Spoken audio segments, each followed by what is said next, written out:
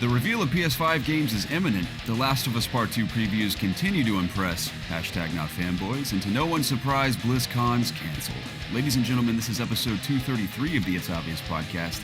I am Garrett Drake and joined online by two of my best friends on the face of the earth. Preston Pugh. How's it going? And Jacob Alka. Good morning, gentlemen. Oh yeah. How are you guys? It's good to see you. I'm doing well. I'm a little tired this morning, but I've already had my coffee, so feeling a little better at this point. Yeah, I didn't get into a wreck this week, so it's been a better week in that regard. Wonderful.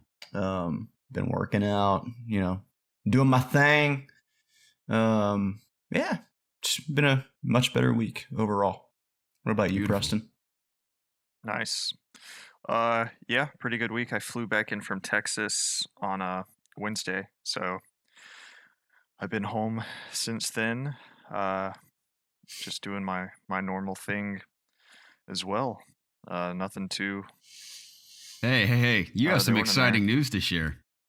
Oh, I do. Yeah. Yes, you do. I guess I alluded to something at the end of the podcast last week, but I have a new job, finally. Yay! Yay. So I'm in town, man. No more travel for me. So Amen, brother. The trio is reunited indefinitely at last. When's your first day? Monday. Excellent. So when this is releasing, when you people are listening to this during normal day hours, I'll be at my new job. Awesome. So no more travel. So that means I can.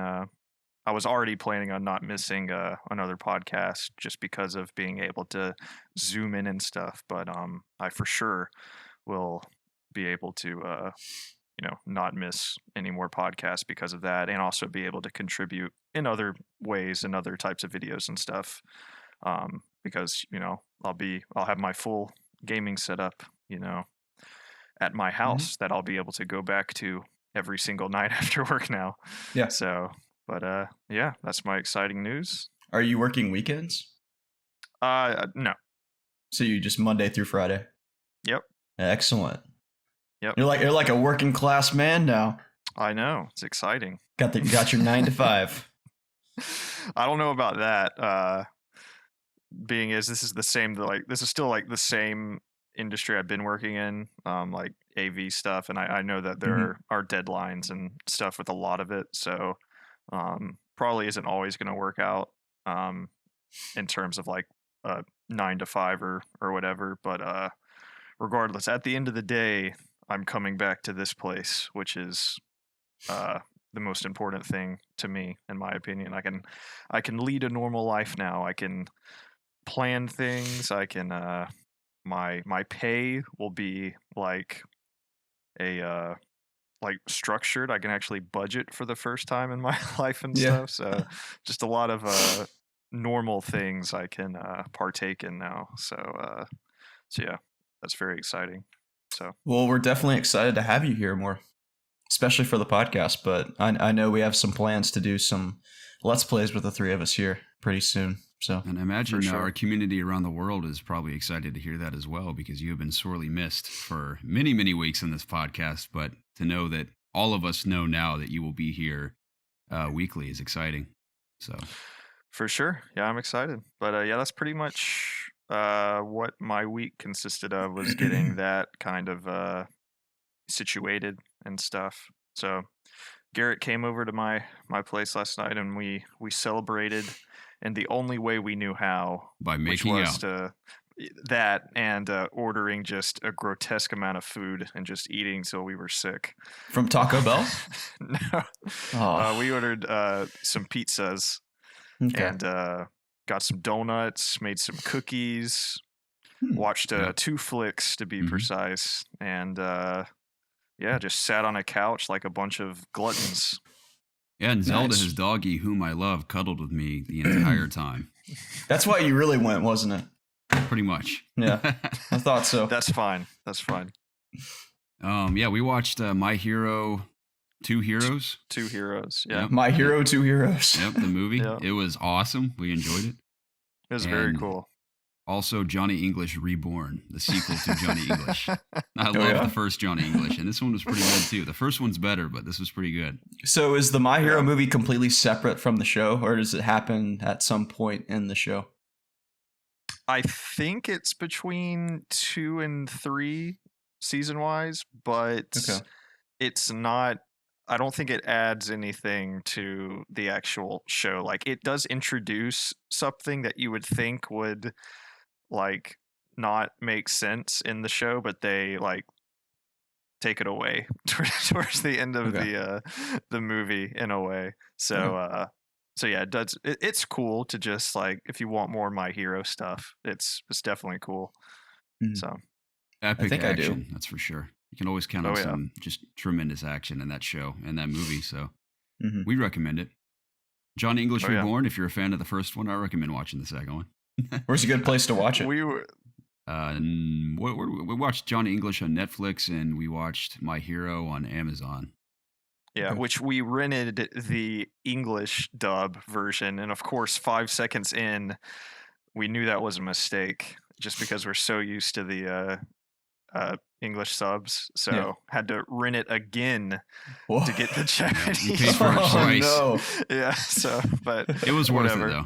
It was worth it. Yeah, but yeah, Johnny English, while it surprised me by, it wasn't necessarily like funny. There were like probably 3 parts that were genuinely pretty funny, but I think the main reason we picked it is we were so starving, we just had to pick something to watch, and that was just the least awful thing I think we could find. But like I said, surprisingly, it was entertaining.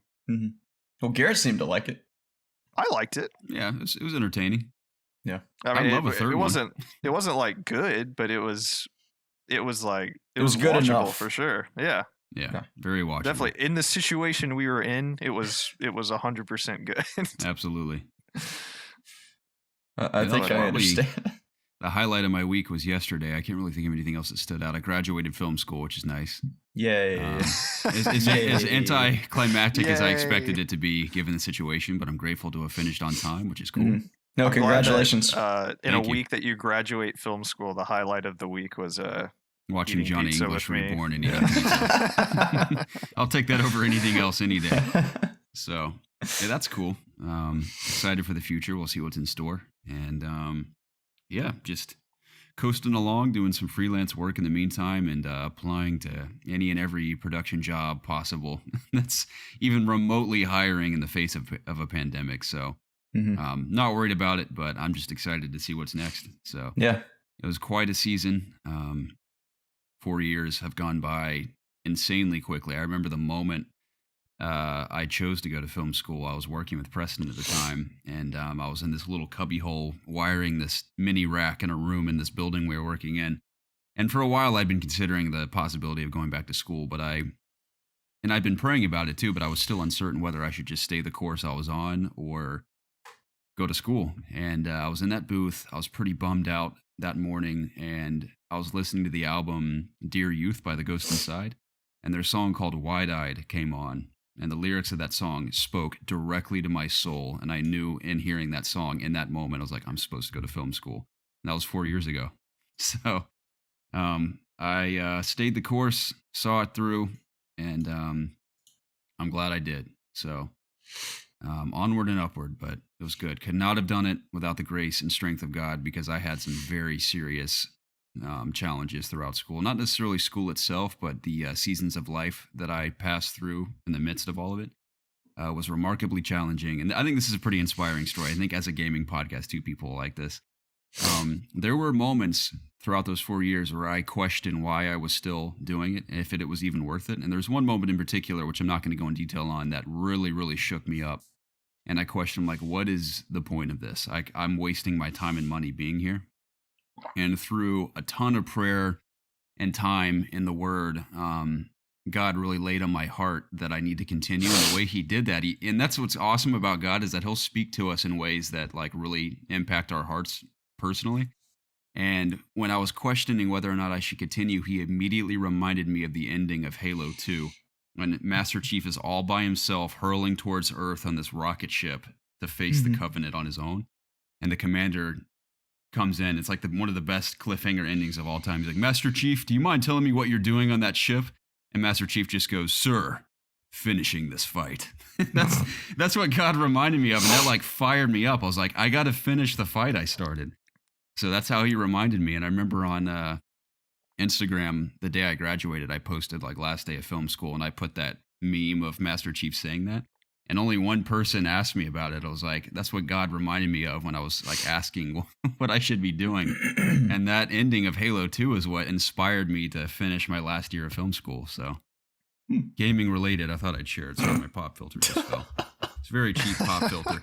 You'll notice I have 2 layers of pop defense on this mic because it's so sensitive. And yeah, I did notice that. This hardly covers it because this thing's so cheap. So, but that is my stories of the week was spending time with Preston. I graduated, he got a new job, we celebrated, and were very gluttonous with pizza and watched a mediocre comedy. And it was a great time. Nice. What about you, Jacob? You said you had a better week. No one crashed into you, but you went to the gym. How'd that go? Yeah. Oh, the gym was great. Yeah. I finished Hunter x Hunter this week. The anime I've been watching. You watched the whole series? Yeah.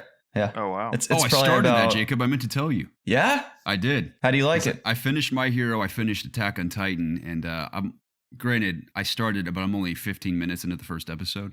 Okay. He's on the boat going to the island wherever they're headed. So that's as far in as I am. Oh, man. But the reason why I chose it, I told Preston this. I was doing research because I knew on my list I had that because of your recommendation, and also had Full Metal Alchemist, like the original first season. And I did research on both, but when I went to the Hunter x Hunter reviews, every comment was something along the lines of, I wish I could watch this for the first time not knowing anything, is what everyone was saying. I was like, all right, I'm sold. So good. I'm like, I'm sold. So I started it, and I'll let you know. We'll circle back next week, see how far in I am. There's about 140 episodes. Cool. So, and they're all, like, the series is done, so. Yeah. No spoilers. You'll have to let me know. Attack on Titan Season 3. Epic. Loved it. Minimal action in this season, but the story was tremendous. So I'm excited. I was totally unaware that the next season is supposedly the final season. Yeah. So I'm excited. Mm-hmm. Yes, indeed. Well, how was Hunter x Hunter? Oh, it's just really good. There was one thing that I was a little annoyed about the show. Like throughout the whole show, they like tease all these like potential story points, and then they never necessarily get around to telling all those stories because I feel like the show ends before it needs to. But the ending was still really good. But like when the show ended, I didn't expect it to be over. I guess what happens in the last episode, I expected to happen, but then I expected more to happen after that. But it didn't. So I was just a little disappointed in that case. But I mean, the show's already 140 episodes, and that's plenty for any show, honestly. So I know there are animes out there that are just like hundreds and hundreds of episodes, like Naruto and all those other shows. But yeah, I know One Piece. Like One Piece, yeah. 5 trillion episodes, yeah. But this show's definitely good, and it has some of the best characters that I've seen in an anime. So it's actually a lot like Dragon Ball in some ways, like in terms of how fights go and stuff like that. Not like they're like they kind of drag stuff out to a certain extent, but it also like it makes sense because they're telling a story at the same time. But I don't want to say anything more because I'm going to start spoiling fights. But I did start a new anime this week, and it's called Tower of God, and it's on, I think it's a Crunchyroll made show. So I've been watching it on VRV. I think it's called, the app on Xbox. Mm-hmm. I think that's just their app for other devices, but it's owned by Crunchyroll. And I watched like the first 2 episodes of that show, and it's pretty good. I don't know if I like the animation that much, but so far the story's pretty good. And I will keep you guys updated on that because I think there's only 7 episodes of it released so far. So I don't know how long the show is going to be. And I don't know if it's like one of those deals where it's like one season and that's like the show, or if there's going to be multiple iterations. I haven't really looked into it too much, but so far, after 2 episodes, I've been enjoying it. Yeah, that's about it in terms of anime. And then in terms of like just what happened this week, not too much, honestly. Just been taking it easy. still quarantining, kind of sitting back and watching all these things that are happening around the country in terms of the riots and whatnot. It's definitely been an interesting and dark week for a lot of us. And, hopefully all the things that are going on are going to lead to better days here in the future. I'm certain they will. Mm-hmm. But I have been playing games, and I'm sure you guys have as well. Oh, yeah. What have you boys been playing? Things. You would think so, wouldn't you? Have you not been? Not really. Come on, bro. I know. I'm such a disappointment. I've actually, probably the thing I've played the most is Modern Warfare, just because it's something to jump into quickly. Mm-hmm. And yeah, I just have been knocking out a few matches. Just every now and then when I have the urge to play something. And, multiplayer? Yeah. I'm always reminded just how fun that game is. I know me and Garrett played for, I think, like 2 or 3-ish hours the other night doing gunfights. Mm-hmm. It was fun. That was a lot of fun. I think we won pretty much every single match besides 2. Mm-hmm. Probably played like between 12 and 14. I think we only lost 2, which is pretty good odds. And I know we lost, but I totally had a massive excuse as to why I think we lost. For some reason, my game was dropping to like 20 or 30 FPS on these 2 maps. And I think it was because I hit some key on my mouse and it opened up Microsoft Excel and Word. I was like, how did that even happen? And I think that, of course, I like closed out of them, but I don't know if like the act of opening those programs like messed with the game, because obviously there's no reason my game should be dropping to 20 FPS, especially on gunfight where there's 4 players and they're on a small map. Like it just doesn't make any sense. So yeah, in 2 of those matches, I was in slow motion the entire time and couldn't really contribute. So that's definitely one of the reasons why I think we lost one of the matches. The other one, I think we just got straight up massacred. I think we got 6-0'd or aced or whatever. Yeah, it was like 0-6 in the rounds. They just completely destroyed us. Yeah, not sure what happened there. But yeah, for the most part, we did pretty good. And then by myself, I played just typical, just, team deathmatch. And it's a lot of fun. Tried Persona 5 again. I have to play that because I play it for 10 minutes and I'm just like, I freaking love this game. But I think once my entire life during this quarantine and stuff has been just like me trying to figure out what I want to do with my career, like the next step to take, because I don't think I've talked about it too much, but like Corona like severely impacted my work. Our main client that I do a ton of my work for completely shut down all of their branches across the country. So I had plans to go to Boston, New York, Philly, somewhere else, and like this massive road trip over the span of a month and a half or something, and that completely, got cut.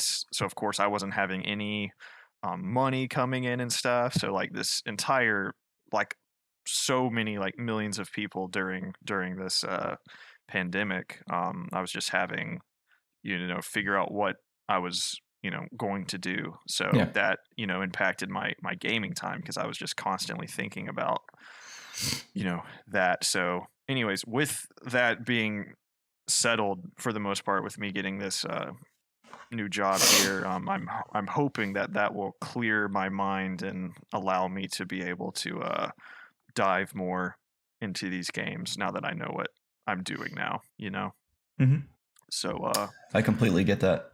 So yeah, that's kind of been my my excuse for not completing Persona 5 Royal by now, but I would love to beat it before part 2 comes out in about 2 weeks and change, and I definitely think that's possible, but we'll see. You have to really hunker down with that one. Yeah, I mean, I'm already like 50 hours in, Granted, I'm not even to the third palace yet. So again, we'll see. But you got some work to do. Definitely. That's my goal, though. So, but yeah, that's pretty much all I've done gaming wise. Excellent. What have you been playing, excellent. Jacob? Been playing more WoW this week, and I actually got stuff to drop this week, guys. All my hard work is finally paying off. So the first thing that dropped was a undead skeletal horse that has like vampire wings that can fly. Nice. And it's called Invincible. He dropped from the first raid that I ever like finished as a raider in the game, which is from the third expansion. It was called Icecrown Citadel. And the Lich King is the last boss in that dungeon. And he's like a really famous villain in the Warcraft universe. Even I've heard that name. Yeah, the Lich King. So killed him, and on my fourth time ever killing him on that character, the mount just dropped. So that was cool. Wow. And it has a I think it's either 100 or 1,000 chance to drop. So it's a 1% drop, and it just dropped on my fourth attempt, which is really lucky. Like really, really lucky, because there are people that have been farming that for years and still don't have it. So I was pretty pumped about that one. I think I got it like on a Thursday night. Not that matters, but and then the next night. Thank you for the intricate details, Jake. No problem. And then the next night, which I guess was that happened Wednesday night, and then Thursday night was when the next mount dropped, and it came from a dungeon in the same expansion, but it's this giant blue. It's called a proto drake, but it's basically like a blue dragon, and he like breathes blue fire, and he has like a blue mouth. Like he has like a light blue mouth, so it kind of contrasts well with his dark blue, I guess dragon skin, whatever color he is. But I posted a picture of that one also in Discord. If you ever want to see my mounts, by the way, guys, if you ever just curious to what the heck I'm talking about, they're always in the WoW tab. Yeah, preferably I'm always posting them in there. To take me for a ride on your mounts. Good. Well, I couldn't actually, because only one person can be on them. So that's a shame. What you could just watch me ride them. Like your mammoth could hold more than one. Do you still have your mammoth? I do, of course. Is it a girl or a boy? What do you want it to be? I want it to be a girl mammoth. Oh, well, it's a boy mammoth. Dang it. What's his name? Manny? Yes. It's the only appropriate name for a mammoth. I don't know, Garrett. I don't name my mounts, okay? Why don't you not name your mounts? I just ride them, okay? I ride them, then I despawn them when I don't need them anymore. So you don't name your cars either? No. Well, I did name my Lexus. Lexi, it was right? Lexi, yeah. Yeah, she looked like a Lexi. Yeah, but I haven't named my Honda. Yeah, my 2003 Ford Explorer is called Joshua the Silver, because my previous Ford Explorer, which is a 2001, was just Joshua, and I named that Explorer Joshua because it reminded me of the albino buffalo I would ride in Red Dead Online. Because I named that albino buffalo Joshua, and I thought that was so funny. So naturally, I named my car that resembled that buffalo as Joshua. Well, then when I T-boned Mr. Loomis in the intersection of Cumming, Georgia, outside the Wendy's, and totaled that car, which was not my fault, by the way. It totaled Joshua, so he was reincarnated as a 2003 Ford Explorer, and akin to Gandalf the Gray versus Gandalf the White, I named Joshua the Silver. So, okay. Why don't you name it Silvertide? Because, I don't know. If I lived on the beach, maybe. But, yeah, Joshua the Silver lives on. He's ripped off bumpers of Preston's car. I remember that. He's nicked a few other things. That happened during a podcast. No, it was a Let's Play. Let's Play. It was a Let's Play of that dodgeball game we were playing. Yeah. Oh, yeah. So good times. Yeah, my mom literally chasing me out of the driveway in her car, scaring me to death, honking at me. And I forget Preston's blacked out cars in my driveway, and I whip out of the driveway and rip his bumper off. So good times, man. She was in such a hurry, and she was like pressuring you so much to hurry up. Yeah, I kid you not, literally chasing me out of the driveway trying to get to work. So it was a just harrowing situation. But Joshua lives on, and so does Preston's car, thankfully. But I'm glad to hear about your mounts, Jacob. I'm excited for you. So yeah, I think you should name your zombie Pegasus. My zombie Pegasus? Mm-hmm. I mean, he already has a name, I'm pretty sure. I don't remember what it is though. I'll have to look it up. Okay. Well, speaking of WoW, Fribes actually recommended a pretty interesting book to me about this like a longtime WoW player that has all these player stories in it from their history of the game. Oh yeah, it's like $10 on Amazon, and he says it's an easy and enjoyable read. So I might pick that up for some fun reading here. What book is it? It is called. I have it right here. I might have read this. Blood Plagues and Endless Raids: 100 Million Lives in the World of Warcraft. Okay. So, I've heard of that. I haven't read it though. Yeah, I'd like to read that at some point. I have like a whole backlog. And not only do I have a backlog of games, but I have a backlog of books and a backlog of movies, all of which is going to take me a lifetime to catch up on. When I say backlog, I may as well say movies that I'd like to see, but may never see for all I know. Same with all the books and games. But you mentioned, Preston mentioned Persona 5. I know I said as soon as I graduated, I'm playing Persona, but for very specific reasons, I'm waiting till after Last of Us Part 2. And then I may even wait till after Ghost of Tsushima and then play Persona 5, because between Tsushima and these new consoles, I probably won't have much else to play. So Persona 5 will fill out that time. But that is my plan for gaming in the foreseeable future. In that book that Fribes mentioned to you, it mentions the Blood Plague. Do you know what the WoW Blood Plague is? I don't, but it sounds pretty cool. It sounds like a metal band name. Yeah. So back in classic, or I guess original WoW, there was a raid that came out that was called Zul'Gurub, I think it's called. But it's referred to as ZG. And there was a debuff that you could get in the dungeon, and it like made you bleed. And like eventually you would just die because you're taking too much damage if you didn't get it cleansed, or it just got off of you through like healing and stuff. But so there was like a bug in the game where people would keep the debuff if they left the dungeon, and people would go to major cities, right? Because that's where people hang out in the game. And they would still have this debuff. And I think if you ever got close enough to someone with the debuff, it spread to you. So just people standing around in main cities in the game were just getting this debuff, and everyone was just bleeding and spewing out, like they were just dying. So like everyone was just congregating in main cities, and everyone was just dying of disease. So there was just skeletons all over the streets of main cities. And it was like a really interesting moment in the game where people were just catching a disease and just dying, and they couldn't stay alive in the game. It was kind of crazy.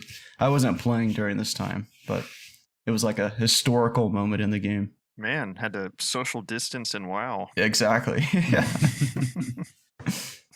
Yeah, I'm sure the book goes all into it, but yeah. Well, that's cool. Yeah. I don't think I played anything else besides Call of Duty this week.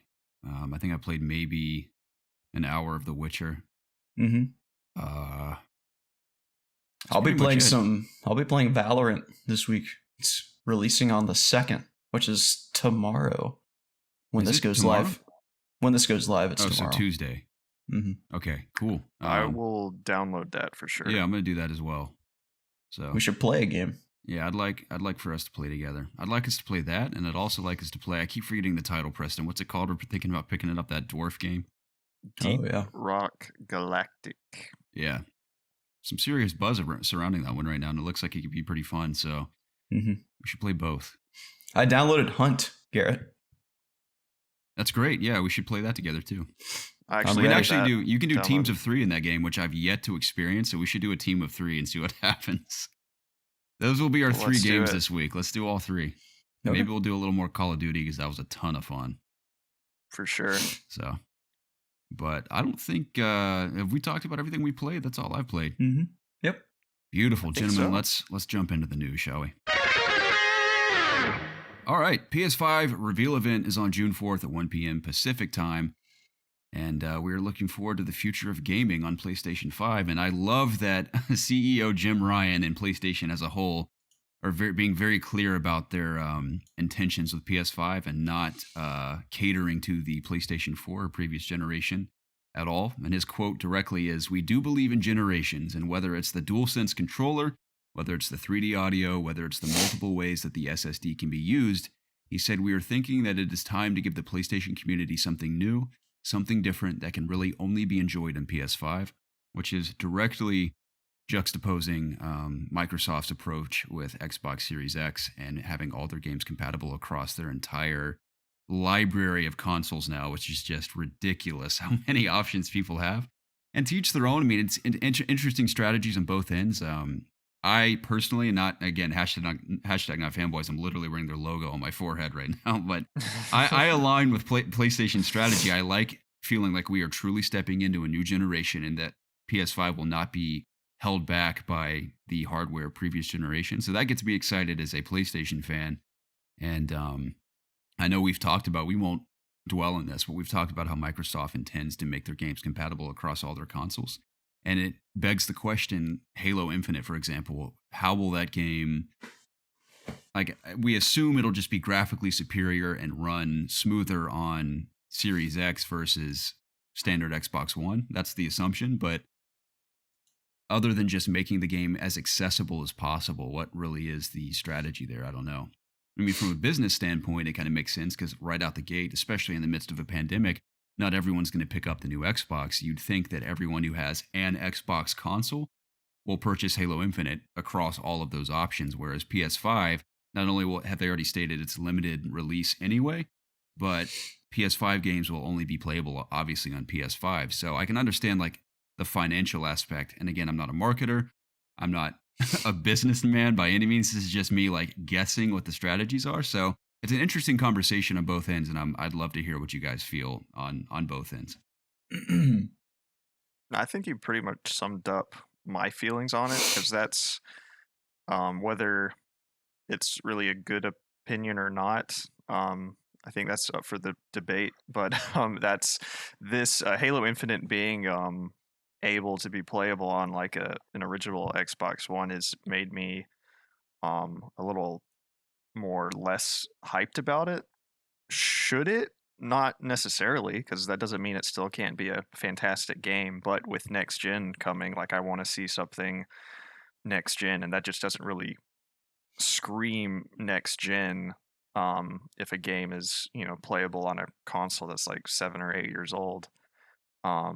Granted, I'm sure it's gonna look and like play fantastic on, high-end PCs and the Series X and stuff. But that's just kind of like, I don't know, it's just more exciting if, in PS5's case, with developers taking, full advantage of the new hardware and not having to maybe keep some things in mind because it has to, run on older hardware. That just seems better to me, in my opinion, just kind of after The Last of Us Part 2 and Ghost of Tsushima, that we're just moving on to a new generation, and older hardware is not going to tie, us down. We're just, going full steam ahead, taking advantage of the PS5. Mm-hmm. So I completely can see where they're coming from on Xbox side and, obviously PlayStation's 5 side, but I tend to agree more with that because I like, as I said, the generations being, there being a clear divide and moving forward. But I don't know. I'll be interested to see kind of what it looks like if making games work for all the consoles on Xbox's side, if it even like affects anything, if it still, if they're still good games. Pretty much what I'm saying is like, you can still make good games, obviously, for these older consoles, but I would Nintendo's love proven that with worse technology. So that's not like saying that like, oh well, just because PlayStation's games are going to be like technically superior, they're, the better games. I'm not saying that at all. I just want to see just new games take advantage of things that, only next gen can do, that aren't just graphics and stuff. Like, I want to see if, like, with the faster loading times and stuff, if like those squeeze through the rubble segments in FF7 and things like that are present in other games can be taken away, if fast travel can just be, at the drop of a hat. It just happens, or Yeah. just stuff like that just makes the games more enjoyable. We just don't have to deal with the annoying things that we have to deal with now purely due to technical limitations. Yeah, I know that was a bit of rambling and a rant to essentially say the exact same thing that Garrett said, but that's just kind of how I feel about it. Yeah, I'm pretty much with you guys as well. I think it's cool that Xbox is sort of, just having Xbox, right? And then they're making their games for all of these different consoles, which is, I think it's great. It gives people more of an opportunity to play these newer games, even if they can't afford the brand new technology. And compare, I think it's cool. Like, so you have all these different models, and it's sort of just like PC in that way, where you have to, if you want to release a game on PC, you have to make sure it can run. Well, I guess you just have to have a minimum requirement in terms of specs, and then pretty much any machine that you build can play this game as long as it meets the requirements. I know in terms of Xbox, it's not going to be that complicated. It's just the games are going to run on any of these Xboxes, but depending which one you have, it'll look better or perform better, or regardless. So just in that regard, I think Xbox is doing something cool. But I'm with you guys in the sense where I like the idea of a new console generation. I like that each one has a distinct, upgrade in terms of its technology and its performance. And I think because of the way Sony does it, it gets me more excited to purchase a new console for the promise of the future of gaming that it brings. Yeah, but it's also like a mental thing, like you just said, like buying a new piece of hardware, knowing that this game, like if let's say Horizon Zero Dawn 2 is an exclusive for PS5, if you buy the PS5 and you're playing that game and it's only accessible on that console, it like does a weird mental like trick to make that more exciting than if it was available for PS4, for sure, it doesn't necessarily make sense, but it's more exciting for some reason. No, I'm with you for sure. But yeah, those are just my thoughts in a nutshell. Do y'all think that Microsoft here's a question. I need to interrupt for this. So do you like mid-generation console upgrades, like the PS4 or the PS4 Pro? Like, is that something that you enjoy as a consumer buying, or do you more prefer, like, do you wish PS4 just went to PS5 instead of PS4 Pro / Slim, and then to PS5? Like, do you think that the mid-console generational upgrade is, like, do you like it as a consumer, I guess, is what I'm asking. I like, because we know why Sony does it, right? I like having the option.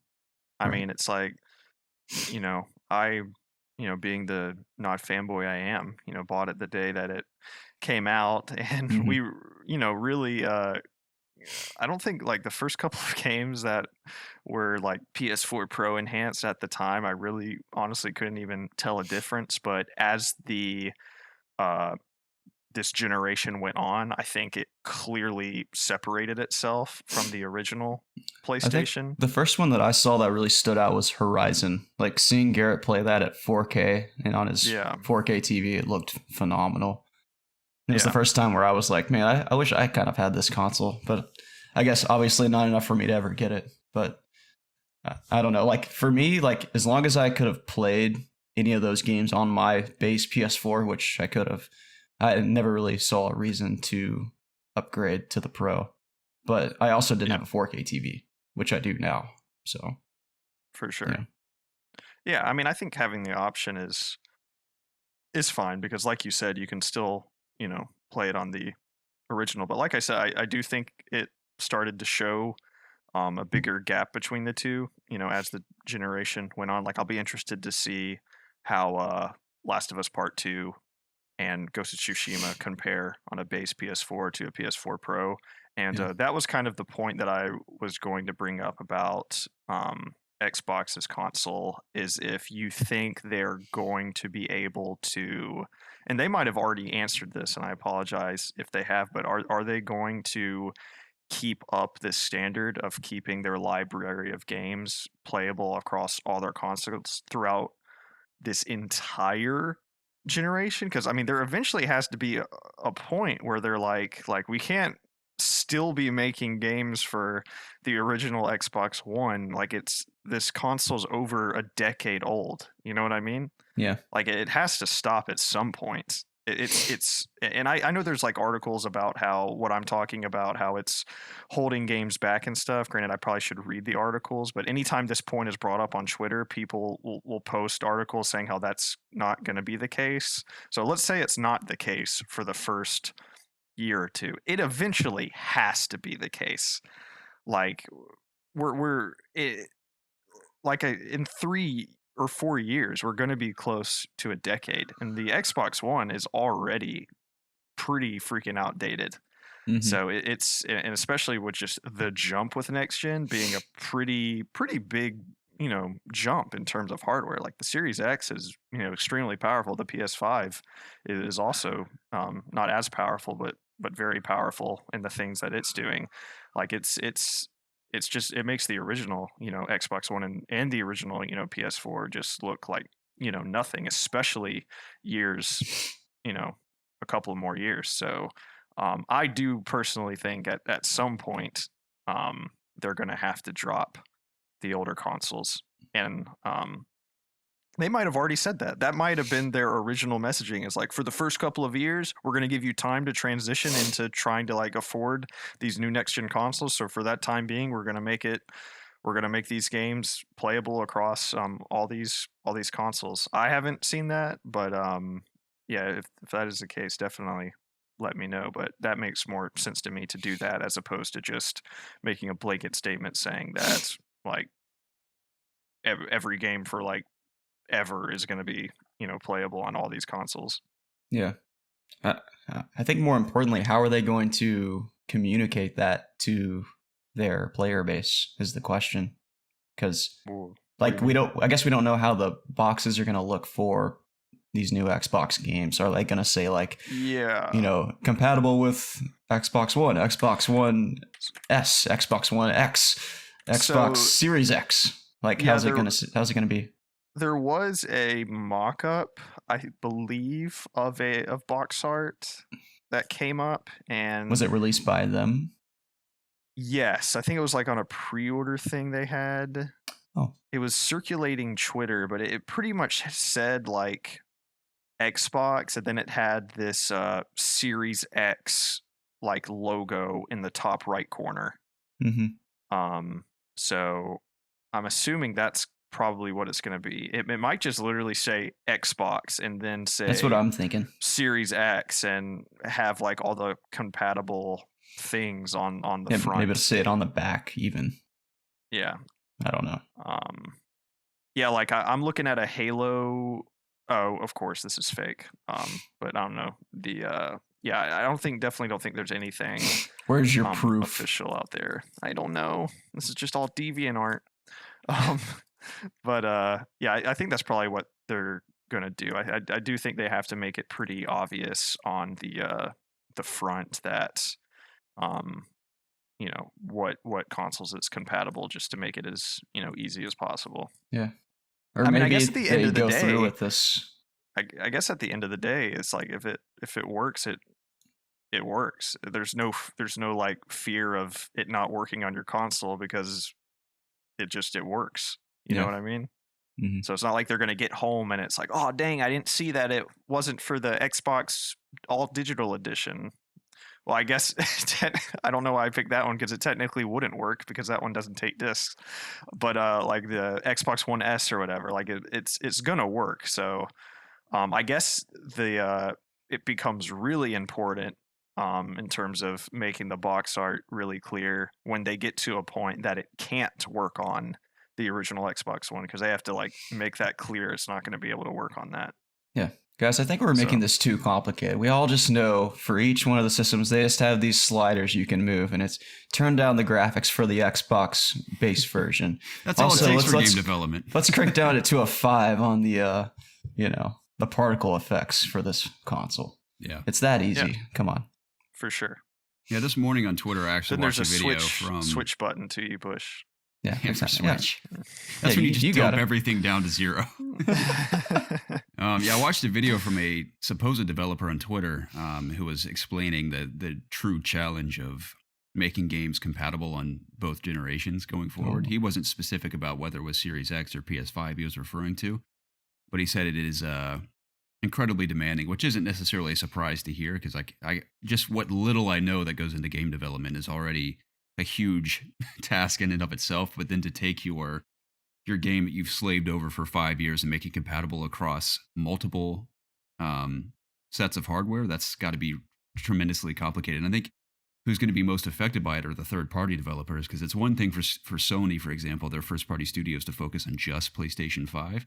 But let's say Infinity Ward working on their next Call of Duty have to make it compatible for PS5, Xbox Series X, and all those Xboxes. It's got to be and PC remarkably challenging. So I don't know, but I think the good news is that in terms of PlayStation 5, I'm sure we'll see some first and third party stuff next week. But what we can rest in trusting is that at least the PS4 generation, the vast majority of their first party library was phenomenal. So we can trust that their technology, while we expect it to be exceptional, will also be reflective in the games that are developed, not just the technology, but the games like gameplay and story in and of themselves. So I think that's a big reason to be excited for PlayStation's approach, because they've proven with the PlayStation 4 generation that their first-party studios are cranking out amazing video games.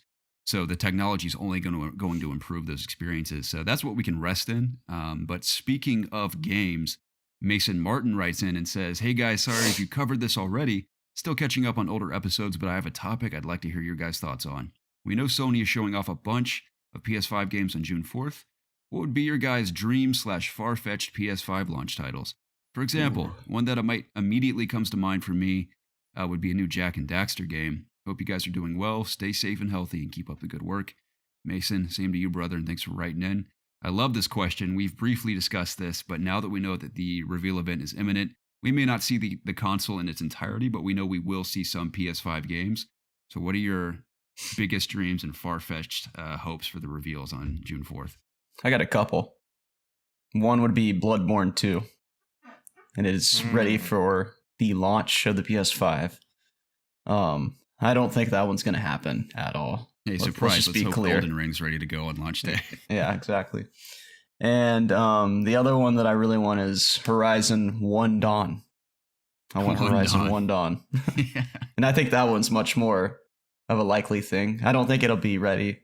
I don't even think it's ready to go yet. But, I think it'll sort of be in that window maybe of when Second Son came out for the PS4, maybe.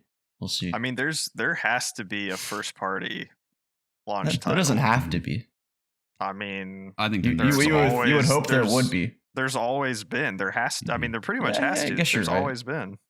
What did we get from Guerrilla the first time? It was Killzone Shadow. Yeah, Killzone. Xbox. It only makes sense as they'd open the next of generation as well. I mean, Horizon came out in 2017. Granted, it has only been 3 years. If you really want to push your next game, I can understand why they'd need more time. But they had a great, I think we talked about this at the time, they have a great starting point with Horizon, and they can only build upon that. So what if they bring back Sackboy for, what is that game? PlanetSide? No, not PlanetSide. Little Big Planet. Yeah. Yeah. Little Big Planet 4. Media Molecules, they're doing Dreams now. Yeah. Dude, what if this whole time Insomniac had a second team and they were making Ratchet and Clank? That's my dream, dude. That's one of my far-fetched. That's what I want. I want them to. My far-fetched thing is the launch title to be a brand new Resistance game from Insomniac. I think asked Preston about this. I'm like, what separates Resistance from other modern shooters? Like, what makes it special to warrant like another Resistance game? I don't know. It's been a while since I played them. So in terms of me like reminiscing back on them, they were just really fun first person shooters that had interesting weapons, and the story was interesting. Fighting the Chimera. I think it's worth exploring because we talked about Shadowfall. As much as we did enjoy that game for what it was, Sony, in all fairness, in spite of their amazing narrative-driven single-player library, they don't really have a first-party, just killer FPS game. Yeah. That just stands out like a Halo, for example, or like, I know Gears is third person, but like a really just action-based first-person shooter, Sony's kind of lacking. Not that they need it necessarily, but it would be cool to see them have like a really predominant popular shooter that isn't third party.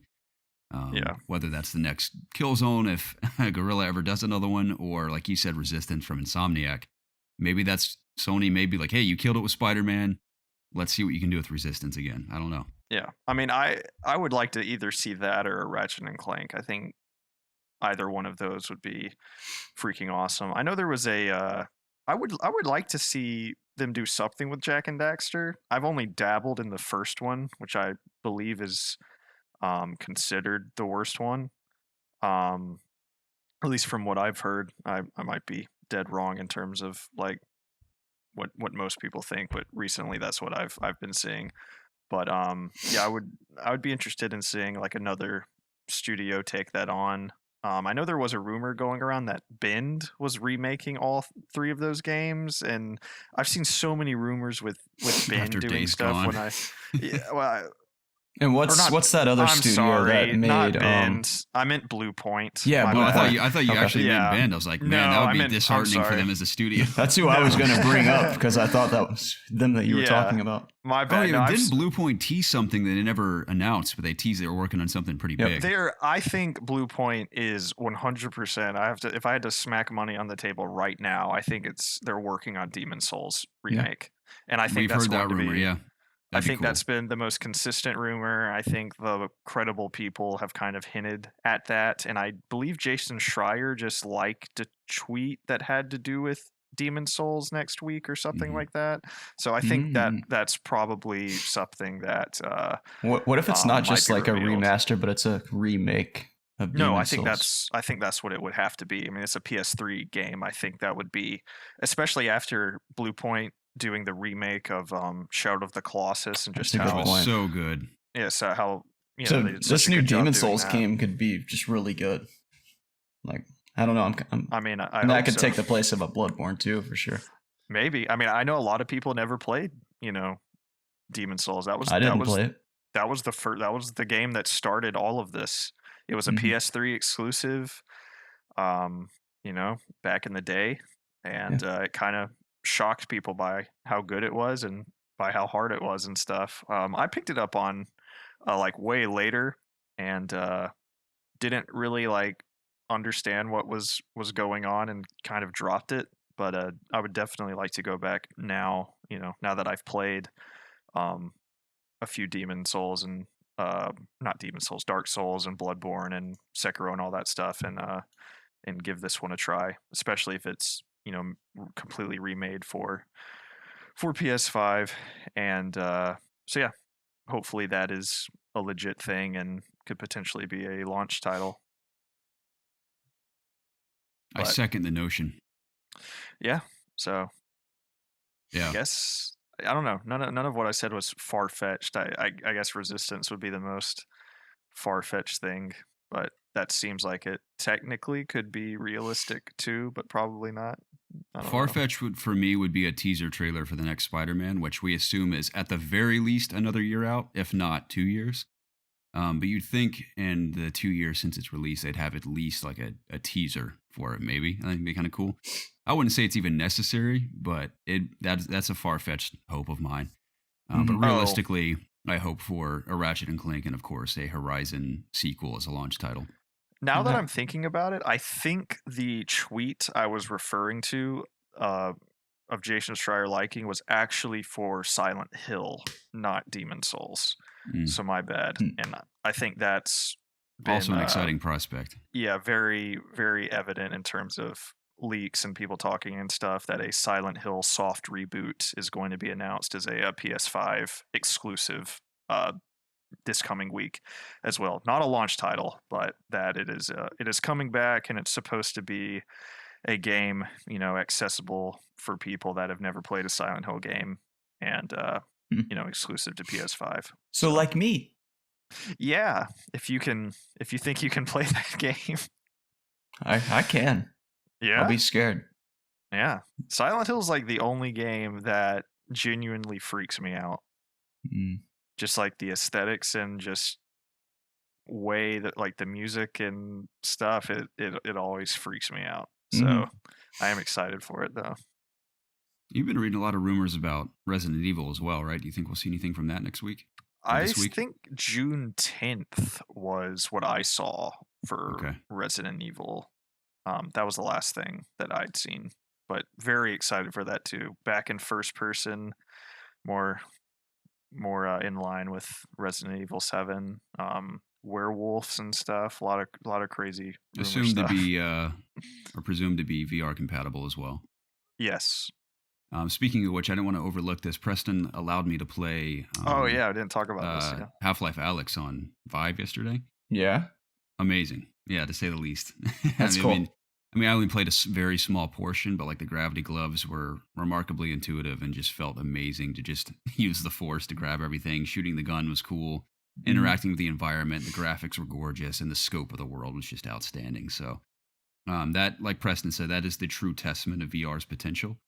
And if it is further explored by AAA studios that invest their time, energy, and budgets into creating games like that, then the future is incredibly bright for VR. And I hope and pray that the industry doesn't drop the ball or just abandon VR, because that game is the shining beacon on a hill of what can be achieved. So I have high hopes for VR going forward, especially after merely experiencing the tiniest little bite of that yesterday. So yeah, I'd love to eventually invest in like an Oculus Rift S or whatever, or a Vive, and play more games like that, because it was awesome. So sure, I'm a little jealous. They just updated the game to put liquids inside of bottles that you pick up, and I know that seems like oh, okay, well that's whatever, but it is most realistic liquid physics I've ever seen in a game. So you can shake the bottle in it. Yes, like you're holding a bottle and tilting it back and forth, and like it's nuts. It's really crazy. And that's the first time I experienced it. Yeah, same, because I always imagine like in games, like even Final Fantasy, where like they pour a drink, it's like a solid line and it just kind of raises. And like water has been hit or miss in some games. I remember Gears 2 really emphasized their water physics.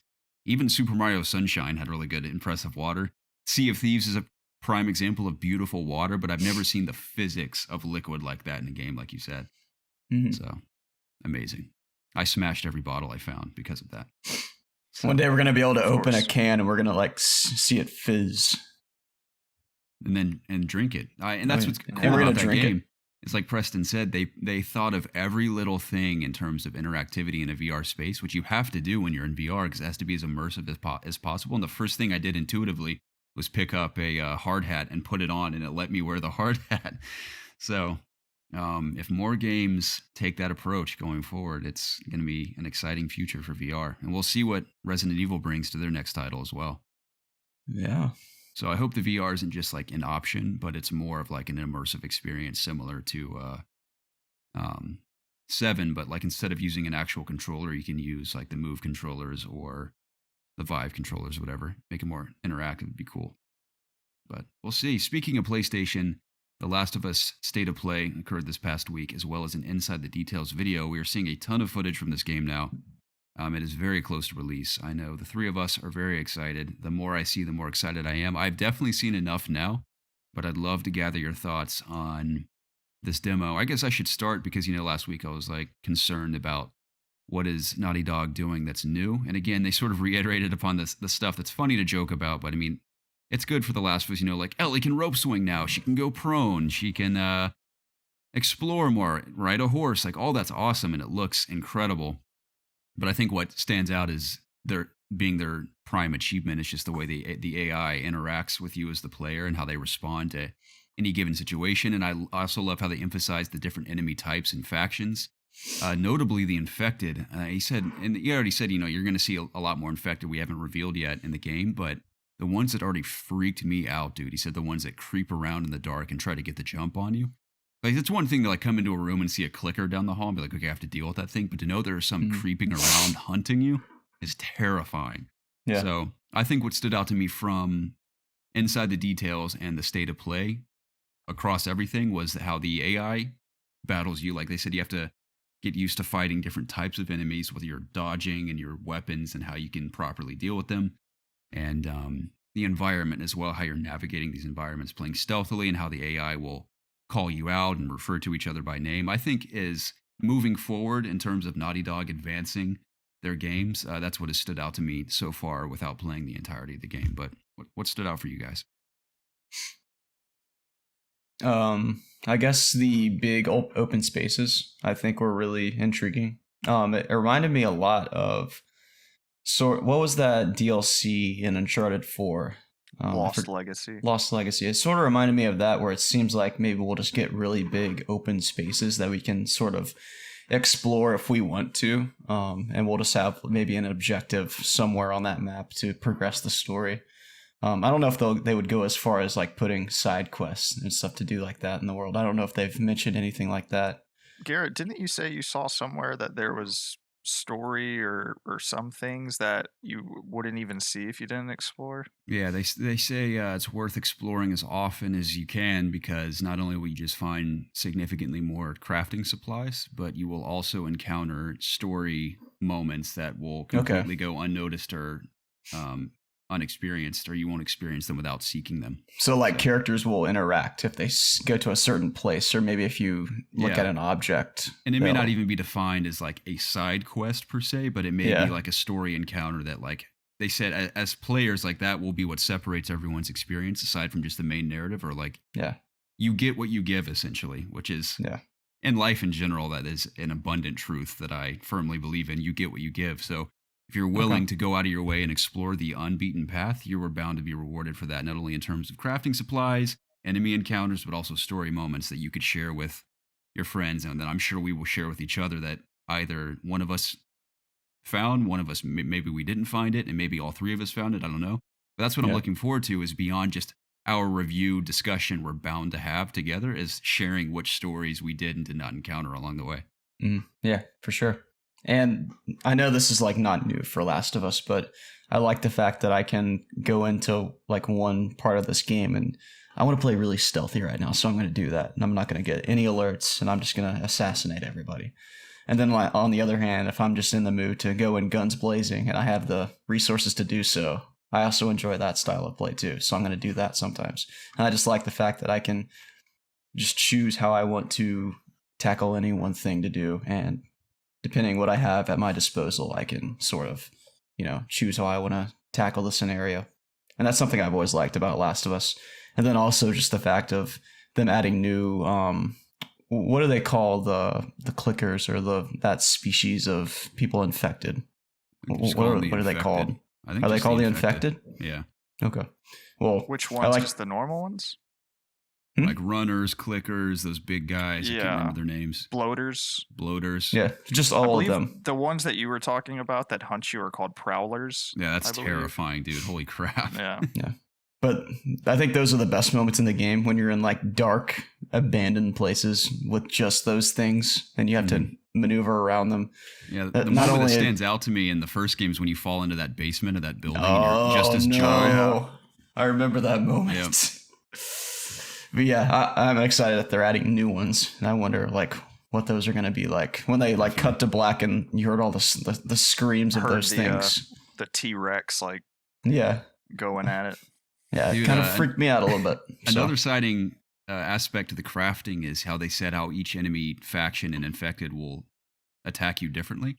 So you got to think with your crafting supplies. Say, I can either craft a pipe bomb, I can craft a Molotov, or I can craft, like she did in the demo, this like 2x4 with nails in it.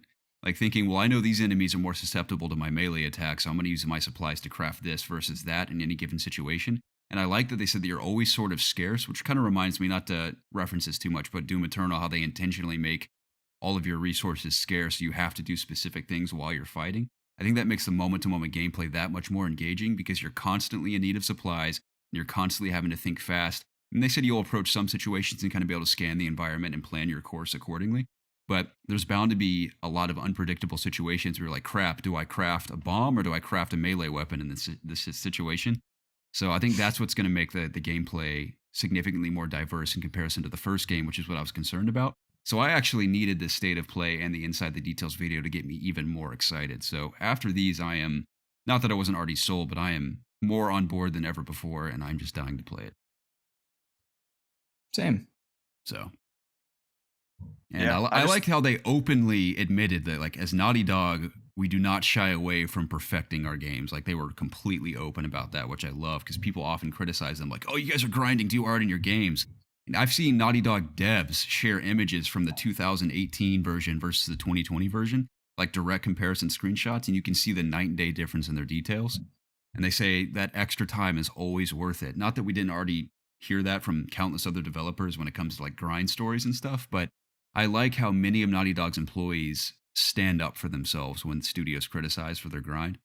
And again, we can't deny that, like, there may be serious issues going on in some studios that we're totally unaware of, but I like seeing developers, in spite of criticism, in spite of leaks, in spite of everything that could have possibly gone wrong for Last of Us, they have prevailed in just maintaining their positivity and their excitement for their game and how proud they are of their work. So as a consumer, as a player, as a #NotFanboy, I'm stoked to experience it. What did you guys think? I think one of the most disturbing things I noticed was just like how, I mean, we knew this game was just Brutal.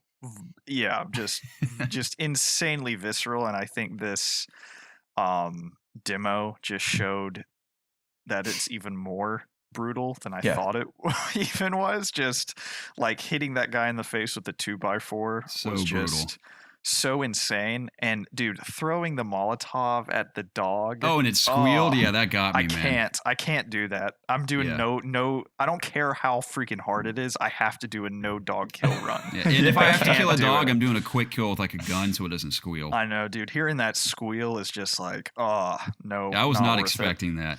I was not expecting that. And also, like, you could have just jumped through the window, you bastard. Mm-hmm. You didn't have to light them on fire. I know. At least use your bow. Like, you take an arrow to the head instead. It's like, beating a guy's head in with a 2x4 is sick and awesome, but like killing a dog is a step too far, sir. The moment when she stabbed that chick in the jugular and like she fell to the ground, like the blood was spewing out. I was like, oh my god, it is intense. And I'm not squeamish either, but it's the realistic detail they pack into these games that makes it all the more effective. And it's different too as a player because, you know, when you're watching a movie and you see something that violent, you're like, it's a movie, whatever. But when you're in direct control of the character doing these acts, it makes it that much more intense. And I will say another thing that stood out to me is that, you know, I haven't played Last of Us in so long. Like, I have a vague understanding of Ellie's personality, but you can see her personality shine through when she gives this girl a chance to just scurry off and she tries to attack her and Ellie stabs her and she's just like, that was dumb. It just reminded me of her personality. So I'm excited to just see more of her as a character as she's grown older. So it was cool. Yeah. Agreed. I think the memes were pretty funny about the Vita. That lady. Yeah, about the Vita being the last Vita player on Earth killed by Ellie. Yeah, I love Naughty Dog's references to just PlayStation's history, like with the obvious one with Crash Bandicoot and Uncharted 4. But to see the Vita pop up in their game is cool too. Yeah. So, but I think one of the thing I think I brought it up last week is that I was a little confused as to why they were doing a state of play because I feel like we had just seen so much, but I was just really surprised how they showed almost like 20 minutes in total of everything, and I still feel like I really didn't even see that much. Yeah, and you and I talked about this. It may have been reactionary after the leaks. Like, they may have been like, we need to show people just how kick-ass our gameplay and the game looks in spite of the story leaks. It may have been that, but you'd think a state of play is planned well in advance. Like, we're talking months in advance at the very least.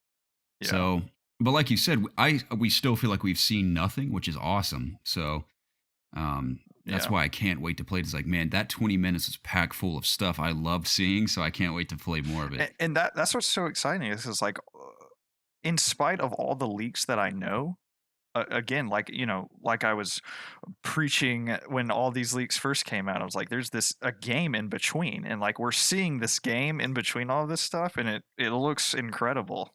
And I'm just so excited to see just all the places we're going to explore and like the Naughty Dog set piece moments that are going to happen and just, you know, all the brutal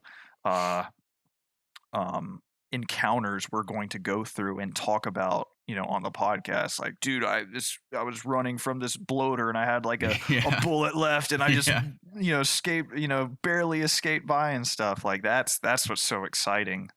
And yeah, I just absolutely cannot wait to play this game. Looks phenomenal. Mm-hmm. Oh yeah. And one thing is fun to speculate on is like, what do you expect from the multiplayer this time around? Do you think it'd be more of the same? I mean, knowing Naughty Dog, they're not just going to settle for like, oh, multiplayer from the last game. They'll do something new. But final discussion about Last of Us for today, I guess, is like, what would you like to see in the multiplayer component that they've yet to reveal? Because we did enjoy like a fair amount of that multiplayer back in the day. Yeah, I guess I want to, now that they're not having to like put it with this game and it being like a separate thing, I'd like to see them maybe expand on like the community system that was in the first game. Like, what if they had a hub where you could actually walk around and interact with people that you've accepted in your camp or whatever, as opposed to them just being, dots in a circle, that you had in the first game. Maybe make you like have the ability to have actual like relationships with certain characters, and then while you're out fighting, scavenging for resources and stuff, there's a lot more at stake. Like you're thinking about, I have this guy back at the camp that, like, if I lose this match, they could potentially die. Like I couldn't feed them. I think something like that would fit the universe really good and make for a very interesting, make for interesting gameplay, knowing, that there's like legitimate, stakes in just this multiplayer match, Yeah. Definitely. I think I would be more intrigued by what they do with the multiplayer if it wasn't related to The Last of Us at all. And I know that's like, it might be one of the reasons why you liked the multiplayer in The Last of Us, you guys personally, but I think I like them trying to turn their style of multiplayer from The Last of Us 1 into like a new IP in itself entirely. And I don't know what I would necessarily want in terms of like what kind of, I guess, setting they want to create that. Because the multiplayer, it's sort of like this survival, like last man standing sort of thing, right? Like I know there's different game modes, but it's sort of, it works how the campaign did in the sense where you're searching for materials and then you craft things, right? And you have a loadout. If I'm remembering correctly, it's been a while. For the most part, yeah. Not that like, because obviously it fits the setting of The Last of Us very well, but I think just personally, I would like to see them try something new. But I do like the fact that it is going to be separate from the base game. So right now they can focus on creating the best story possible for The Last of Us, and then come back later and make an even better multiplayer experience for those that really want that from Naughty Dog. So I don't think I'm necessarily that person, but I think a new sort of, I guess, skin on what was already made for me would make me more intrigued in terms of picking the game up, whatever it is. I think they are definitely going. They recognize the community that was built around the original's multiplayer, and I think they would not want to upset that community by just doing something completely different. I think they have to pretty much just like evolve just the core structure, of that game. And I think, like I said, I think there's a lot you can do to do that and make it feel, very fleshed out, and not that I'm saying that the first one had just a tacked on multiplayer, but the camp system seemed a little tacked on for the most part. So it would be cool to see that further explored. Exactly. And this could definitely be something where like Naughty Dog, like they make a new team just to support this game. Like imagine this being maybe a free to play game where they just have a team constantly updating this, adding new ways to play it, new items in the game, new skins, all that. I could definitely see Naughty Dog just having a team completely devoted to whatever this game could be. You know what I just thought of? Forgive me, I'm going to make the Hunt comparison again with the camp. So it'd be interesting if your camp is reliant upon your victory in multiplayer matches like the original, but you come into a match with whatever you've previously collected, and whatever you collect and survive with, you take back to your camp. But if you die, you lose everything. So maybe the objective in multiplayer, Battle Royale-esque, I'm not talking 100 players. Let's say there's like 20 players in a match, and there's like a single objective, maybe multiple objectives that everyone's fighting toward, more so than just being the last man standing. But you scavenge for supplies, so there's that need to not only scavenge to survive the match, but also find provisions for your camp. So you're rewarded with experience and collectibles and supplies based on your success in the match. And you also, maybe you can even pick when you go into a match, okay, I want to bring my rifle that I have 3 rounds for. I want to bring my handgun that I have a clip of ammunition for. I'm going to bring 2 bandages, but I'm going to leave the rest for my camp, because if I die, like they're going to suffer for it. So picking and choosing your loadouts going into a match with a particular objective, I think could be really interesting. And again, that's just the huge Hunt Showdown fan in me, that like there's high stakes in every match. And I think just inherently, I think it's too obvious for Naughty Dog just to do a flat out Battle Royale with Last of Us Part 2's multiplayer, but a Battle Royale element makes sense in a post-apocalyptic world that you're surviving in. Yeah, you're literally describing Escape from Tarkov, by the way. Yeah, like rip off Tarkov, man, go for it. Yeah. And a third person, beautifully rendered Naughty Dog game. That fits. I mean, that would definitely fit the universe, but granted, I think it fits any post-apocalyptic universe. But that definitely would be interesting to see Naughty Dog try. Yeah. And if anything, I trust them to do something relatively outside the box, because, like I said, I think just a flat-out Last of Us Part 2 Battle Royale is far too obvious for them. And I think Naughty Dog is far more ambitious than that, so which is obvious. But I'm very excited to see whatever they cook up. What I just pitched as a fan, I'd love to see. But hopefully they even exceed my idea and do something even more interesting and original. For sure. But, let's pivot to Valorant, shall we? Releasing on June 2nd, as we know, the day after this podcast goes live. I know the 3 of us are going to indulge. I know much of our community is excited as well. I've said in the past that it didn't grab me initially. But again, I think that's because I only played 2 matches and I was not playing with friends. So I think playing with you guys will probably enjoy it more. And as we know, Riot Games has announced that Reyna, their 11th agent, will be included at launch, in addition to a 4th map. This is from Arda Ocal from ESPN, which is fascinating. They're having to pivot to video games almost exclusively in the face of this pandemic. No, they've had an esports division for a while now. Man, that'd be so cool. I work for ESPN, but the esports division. That's awesome. No, they even have like analysts that are always on there. I'm totally gonna research ESPN and like see if there's any like video or editing like small positions that like you should. I work for ESPN, but I go to all the esports events and shoot and interview esports players. I imagine you would need to be a little more into esports as a whole to get the position. Dude, how cool would that be to be an ESPN esports reporter? Yeah, that'd be cool. I mean, I'm sure they have like a whole video team and everything. Man, that'd be fun. I mean, I'm sure it's based in one location, but probably. I'm gonna look into that. That'd be cool. And right now it might be weird because everyone's at home. So right. But Arda writes and says, Reyna is from Mexico. The announcement video posted to Twitter shows 30 seconds of her gameplay, including a brief introduction of her abilities, but no explanation. Her free ability appears to be some kind of healing steal effect with the voice line, "Give me your heart." Probably not British, though. I can't do a Hispanic accent very well, forgive me. One bot ability seems to have a blinding effect, perhaps similar to the Phoenix curveball with the voice line, "See nothing." Her opening line in the teaser video is, "Are those our enemies? This won't take long." Quite prideful, I might add. Her primary colors are purple and black, like our high school Jacob, the North Forsyth Raiders. Good times. But cool artwork for her character. I don't know anything about any of the characters, so I can't really comment on this. I'm going to leave that up to you, Jacob. I know as much as you do because they haven't said anything. All they've done is release this video. Right, but in comparison to the characters that you do know, how does she stack up against them with what little we do know?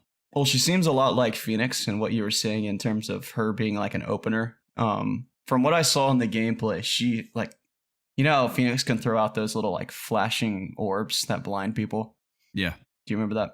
So it seems like she sort of has the same thing where she's throwing out this eye or something, and I couldn't really tell what it does from the gameplay, but I think it might be the same thing in terms of like either like you can't stop looking at this thing when she throws it, or it just blinds you. I don't really know, but she throws something out that looks like it's going to, disorient your aiming if you're the enemy. I don't really know, but I do like just her character model in general, and her voice lines were cool, I guess.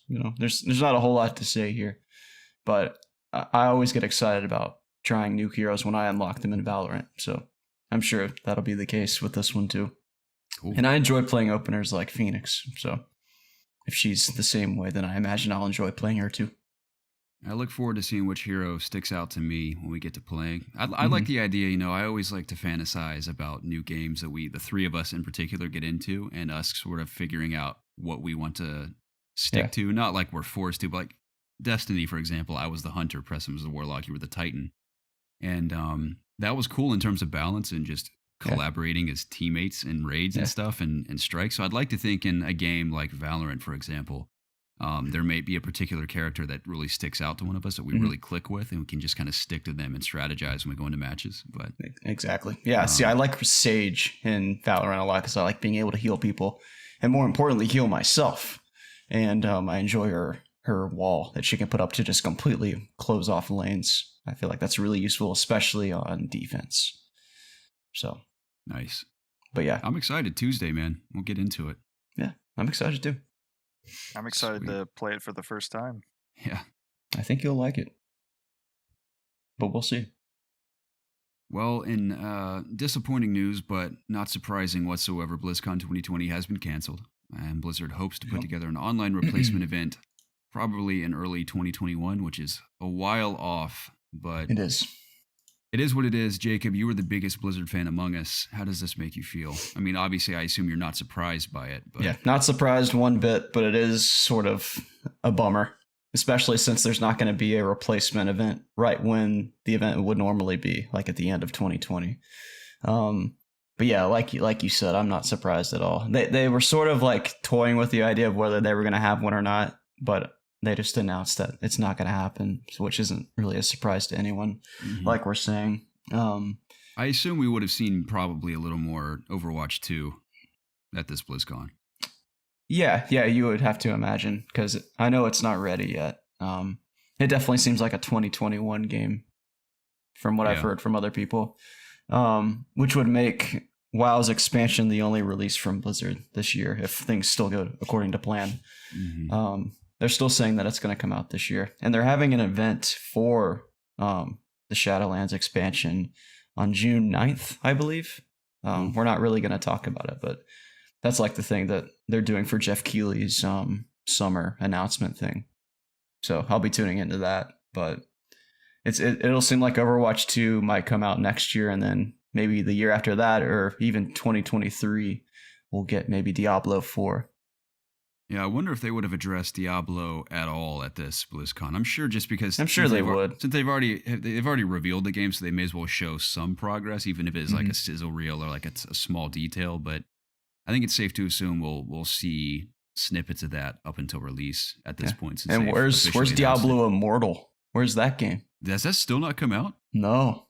We haven't heard anything from it. Dude, man, maybe they just canceled it outright. Maybe. Which would be really foolish after like the time and investment they made in developing it, even if it is for mobile.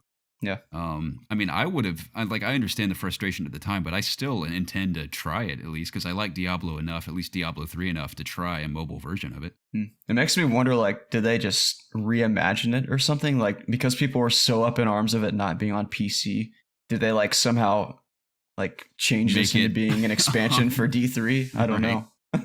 Yeah. Like, what if they were that, scared of releasing it? It was just the timing of that too. Had they already announced Diablo 4 and then announced Diablo Immortal, I bet that reaction wouldn't have been even remotely the same. Well, the original plan, from what I've heard from like Jason Schreier and other people, is that they were supposed to announce D4 that same year, but they canceled it at the last minute. So just imagine showing what they did this last BlizzCon at the one before when they announced Immortal. That would have probably gone over much better because they just ended on that mobile announcement and no one asked for it.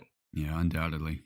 And then the whole thing with what the guy say, everyone has phones, right? Like whatever he said to the crowd.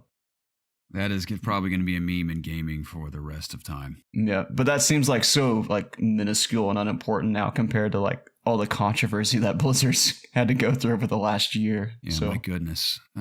Especially the Blitzchung stuff in Hong Kong. Yeah, I still love Blizzard games. I mean, I haven't played all of them, obviously, but I love Overwatch. Really enjoy Diablo 3.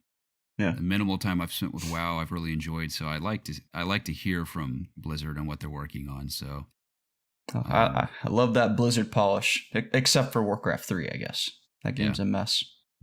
But 2021, we'll expect the BlizzCon follow-up in a digital format, I'm sure. Yeah, and there's also been teases of a D2 remake, Diablo 2. Yeah, we talked about that recently. I would love for that to be a reality because I've heard nothing but great things about it, and I'd like to play 2 in a remastered format. For sure. Yeah, 2's great.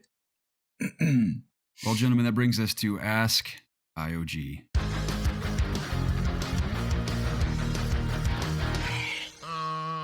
Ladies and gentlemen, AskIOG is the part of the show where we answer your questions submitted through any of our socials at ItsObviousGaming, the AskIOG section of our Discord channel, or emailed to us at itsobviousgaming@gmail.com, and always include the hashtag AskIOG if you want your questions read live on the show. First one comes from Sam Harris.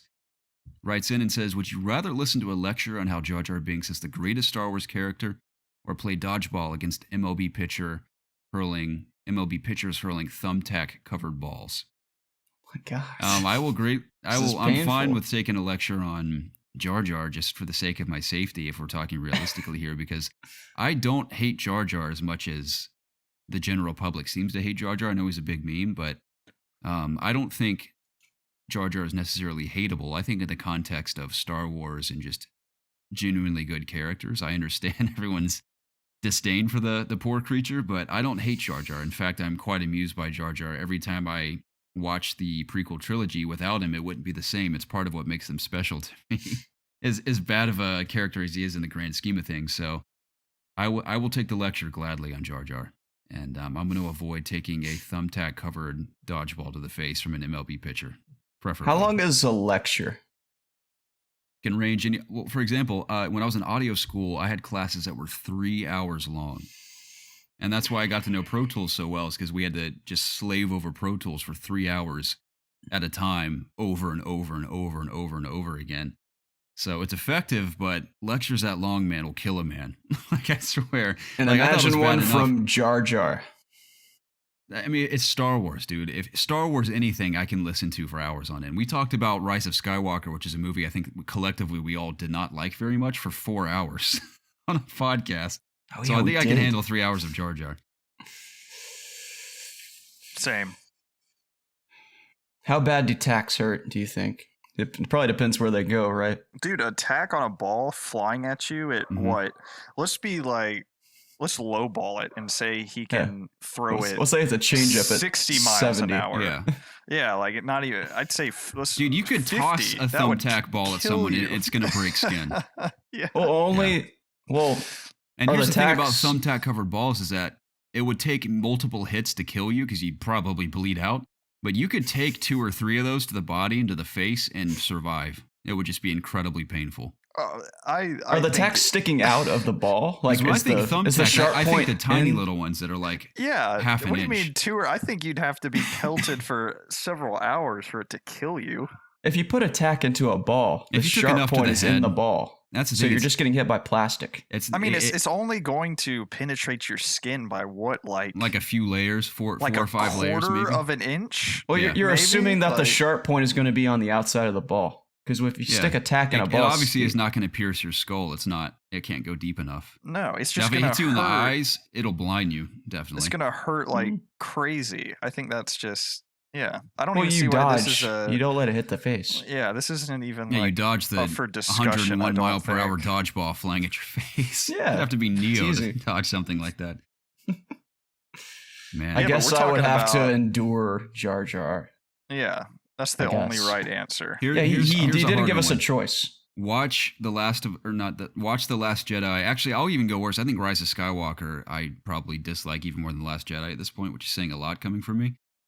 And it's because it's a direct result of The Last Jedi. But if I had to watch The Last Jedi and Rise of Skywalker back to back in one sitting, I'd probably consider the thumbtack covered balls, if even for a moment. But if I had the choice, I'd choose those two movies. But I would think about it for a minute. Mm-hmm. What if they said you just have to dodge one ball? Like only one ball is being thrown at you. If you dodge one, you don't get another one thrown at you.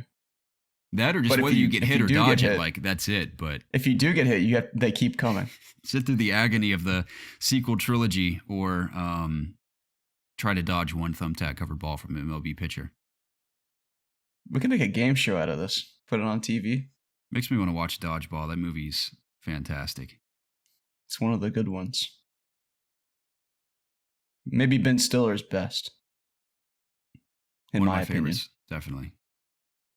Well, I think we've come to a pretty fair conclusion on this scenario.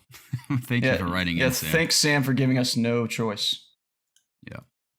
Big Nasty writes in and says, follow up to my last question. Garrett, I implore you to listen to the Beatles catalog, specifically albums after Rubber Soul. I feel that you might be somewhat interested in the kind of psychedelic side of music. You seem very open to the unique different types of music. On a side note, I'm going to my first concert in September in Georgia, which I think is where you all are from. Going to Music Midtown to see MCR. Do any of you guys have any plans on going, assuming this virus stuff dies down? Okay, a few things, Big Nasty. I'm certain I'm not a big Beatles fan because I know this is going to sound asinine at first, but bear with me. I have run sound for multiple Beatles tributes that have played their entire albums from beginning to end for 4 hours straight. And I'll be completely honest with you. Many, not all of them, but many of these tribute bands are so talented that if you close your eyes, you're convinced you're hearing the Beatles. So I've experienced not the Beatles, but an aspect of the Beatles live multiple times and have heard all of their albums from start to finish. And it's just not my thing. You know why? It's because it isn't the music. I recognize that the music and lyrics it's good. Like, it's very good music. But their music, for whatever reason, it may be the melodies, it may be the instrumentation, I don't know, but very few of their songs make me feel something. Like, the only one that really makes me feel anything is Hey Jude, and maybe a couple more. But most of the music doesn't make me feel much. That's why I don't really like it all that much. But I recognize it's good.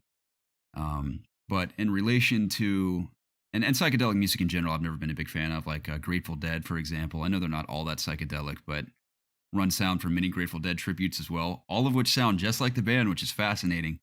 But psychedelic music has never done much for me. I'm not a big reggae fan either. It's just not my thing. But My Chemical Romance, on the other hand, I have enjoyed their music in the past. Very angsty teen years I had. I told Preston on my way to his place yesterday, it's like an hour drive from Atlanta. And it was a beautiful sunny day. I was just in a pop punk mood. So I had the angstiest drive over to his house, just jamming to like Story So Far, Escape the Fate. Who else did I listen to? A bunch of pop punk bands, 4 Years Blink? Strong. Not Blink.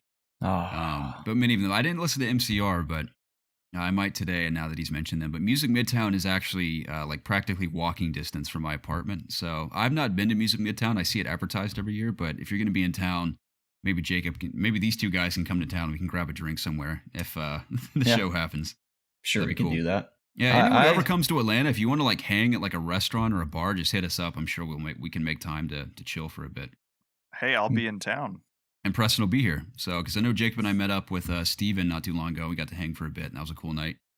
Yeah. So whenever anyone from the community is in town, don't be afraid to reach out on either our personal social media or on Discord. If we're available, we'd love to meet you and hang out for a bit. So you can touch Jacob's soft skin. I will let you. But you must sanitize first. Yeah, especially if the virus is still going around, I guess, for the sake of safety. But yeah. I wonder if Music Midtown will be canceled.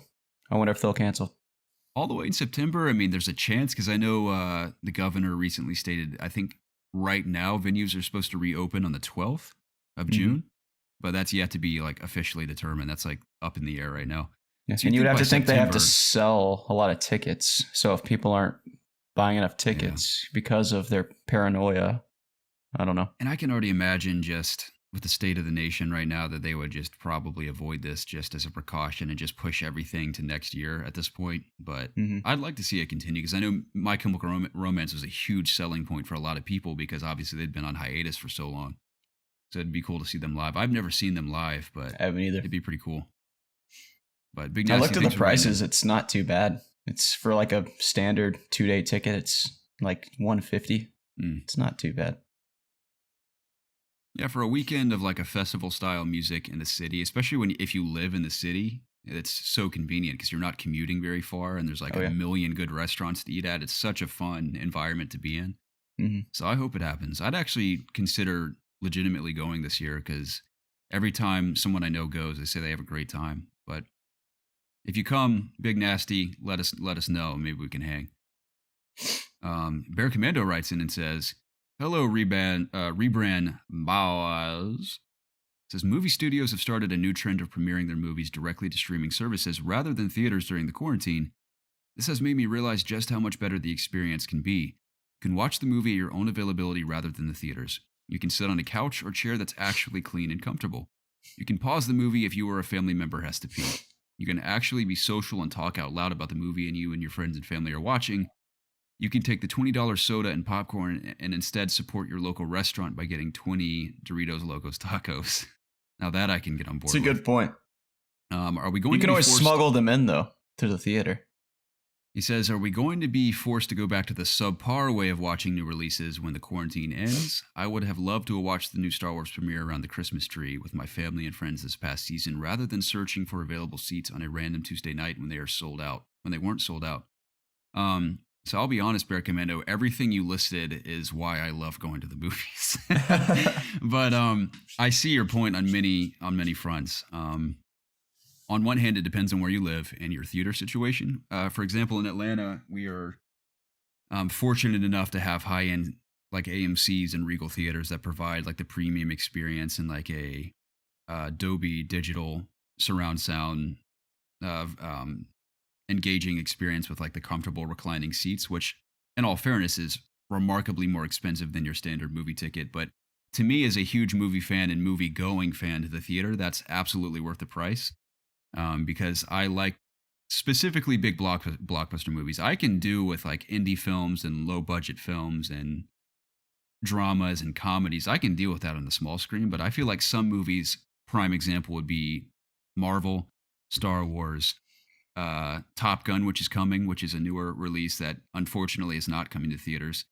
007. Those movies are designed to be experienced on the most immersive, biggest screen possible.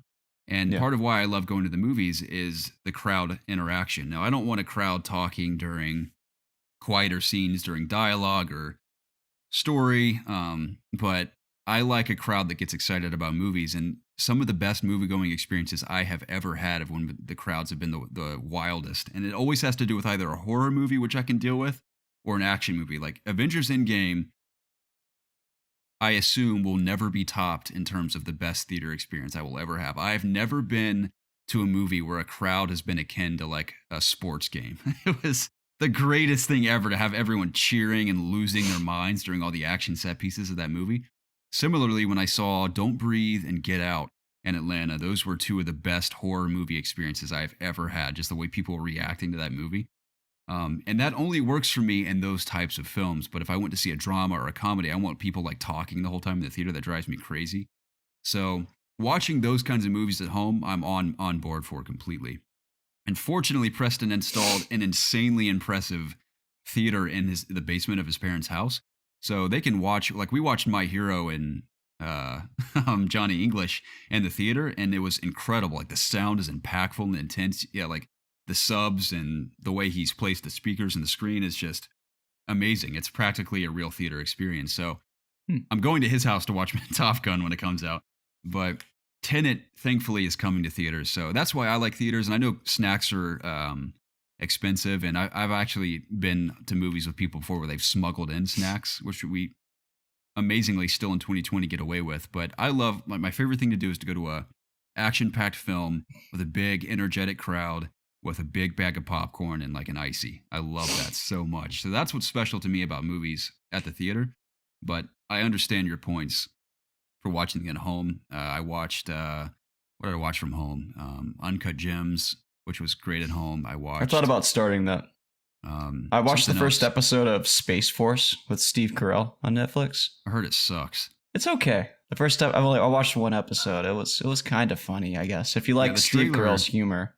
See, I like Steve Carell, but the trailer did not impress me when I saw the trailer. Well, obviously it's a parody of our president's Space Force division that he dubbed. Which is sad because it has tremendous potential to be hilarious, but from what I hear from reviews and just the trailer I've seen, it's not all that good. But I trust your opinion. It's extremely goofy. But I've only seen one episode, so I don't know if I'm really into it yet. I might watch another one. It wasn't like so good that I need to keep watching after one episode. That's a shame. I watched it a couple nights ago and I haven't returned to it since. So, and I also finished Tiger King, by the way. I don't know if you guys have actually watched it, but I didn't expect it to end how it did. I guess I was expecting something else, but it's not surprising how it ended. Yeah. Wild show. That, it's funny with everything going on in the world. I felt like I watched Tiger King 3 years ago. Yeah. In reality, it was like 2 months ago.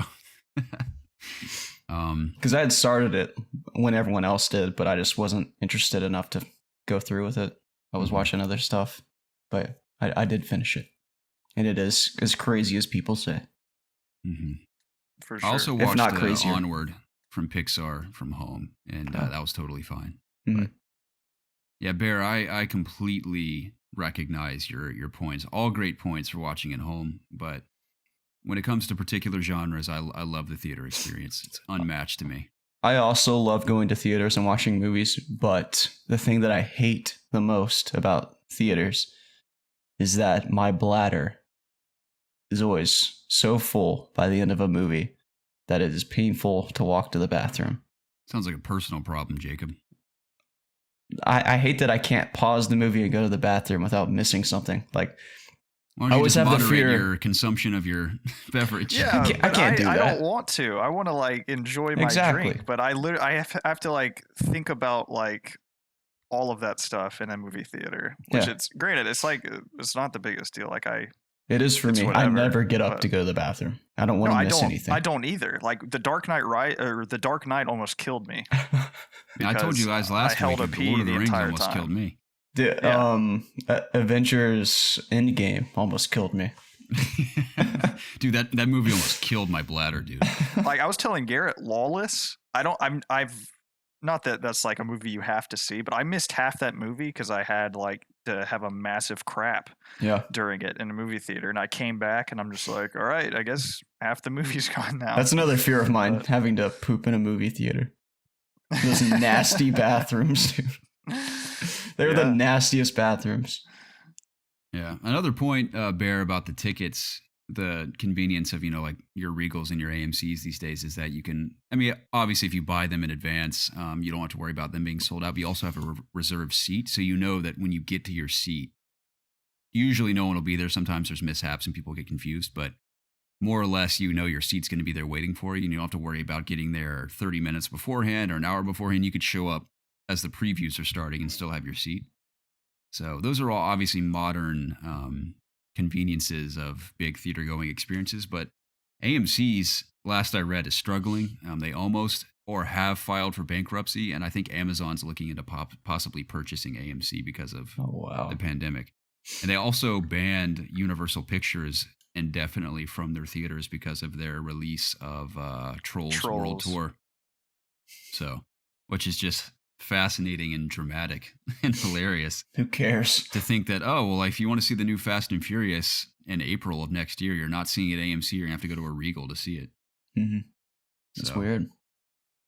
Bold move by the executives of these companies. And I love watching it unfold because movies are drama to some extent in every film you see, and we're watching the drama of the movie industry play out before our very eyes. So it's been very entertaining for me. I wonder if movies are ever going to be the same. I think they will be. I think theaters will prevail, but I think it is very obvious that depending on the season, it is possible for some movies to do better on digital. And some movies I just flat out prefer to see on digital. I'm not willing to pay, for example, Scoob. I want to see Scoob. I hear Scoob is pretty good, but I probably would not have paid to have seen that on the big screen. I'd rather watch it at home. Mm-hmm. So I know nothing about this movie. Is it just about Scooby-Doo? Yeah, it's a 3D animated movie from, what studio is it? It's not Illumination, is it? I don't know. I remember the headline of Shaggy not being in it, correct? Shaggy's in it. Oh, he is. Mhm. Oh, maybe it was that the guy that different. always... Yeah, the original voice actor's not in it. Okay. But I hear it's pretty good, so I might watch that at home one of these days soon. So, but Tenet, man, I'm hoping that I'm pretty sure theater chains will be open in Atlanta when Tenet premieres in July. So hopefully it still comes out in July. I'd love to go see it. I think I'm willing to risk going to a limited capacity theater to see it on the big screen when it comes out. Mm-hmm. So, also rumors going around. I didn't consider this. People think Tenet might be an Inception sequel or prequel in disguise. That's sort of like revealed in the movie, which is kind of a cool idea because they look very similar in many ways. I've been wanting to watch Inception again. I watched it recently again. Mm-hmm. I liked it. Good. Mm-hmm. That movie made me feel quite a bit. I liked it. Yeah. So, anyway, Bear Commando, thanks for writing in. We appreciate it. Francis Pete writes in and says, what do you guys think of isometric RPGs? For example, Pillars of Eternity, Divinity Original Sin, and Baldur's Gate 3. Preston and I just talked about Divinity yesterday. Yeah. That is one genre I want to like so bad. And I thought I was on the verge of like finally, really getting it with Divinity Original Sin 2. I tried like 3 times to really get through the opening part of that game, and the second time I did it, I swear it clicked for me. I played all day.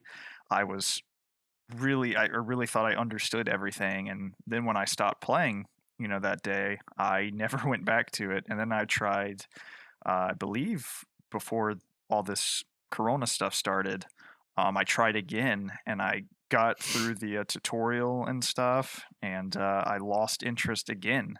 So I don't know. It sounds so cool to me. Just how, especially Divinity Original Sin 2, just how many choices you have, how you can. It's like a true role playing game, and that just sounds so cool to me. And I hate that I can't get into it, but I'm gonna give Baldur's Gate 3 a try just because of how cool it looks. But I might wait for a sale for that one because I don't want to buy it and feel the same way about that game as I did about Original Sin 2.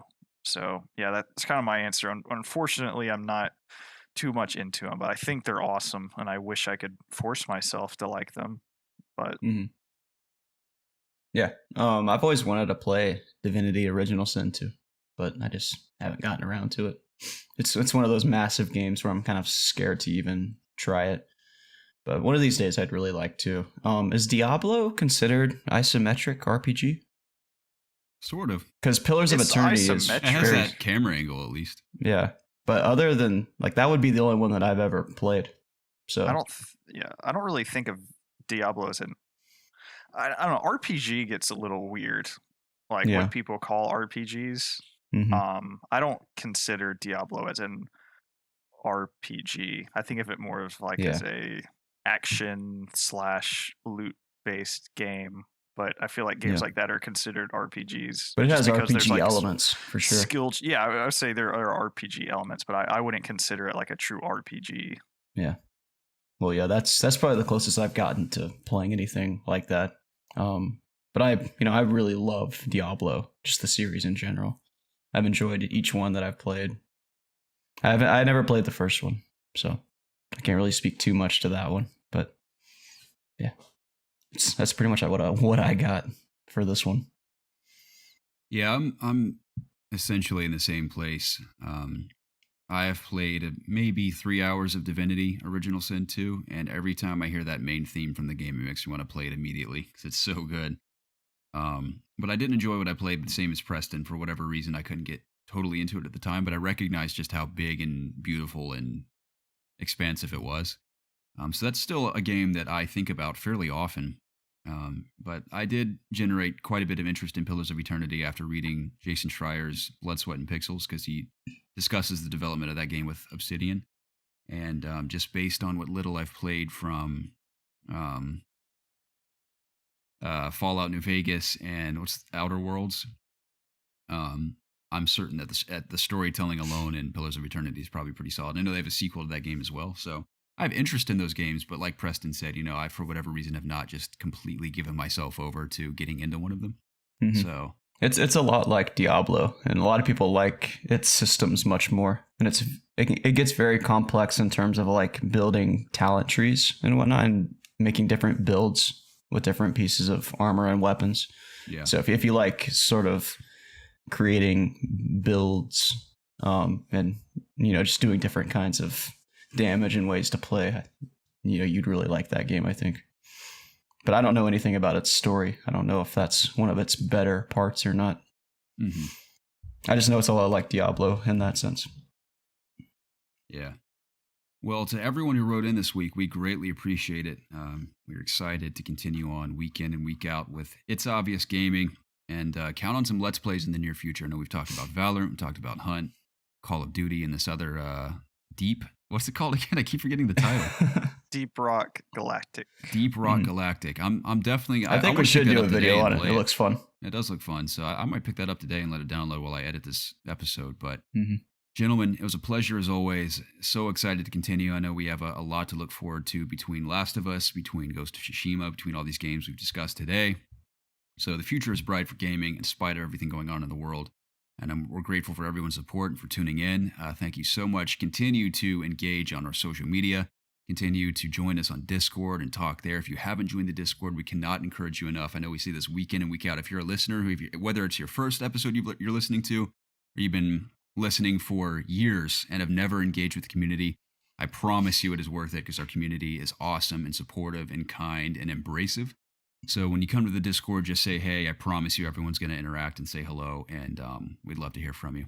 And especially if you work on stuff, I like to mention this from time to time. We have a community content tab on our Discord. If there's something you do that you're proud of, like art or anything creative that you want to share, even if you're a streamer, like by all means, share your links and your work in that section of our Discord because it gives you more exposure.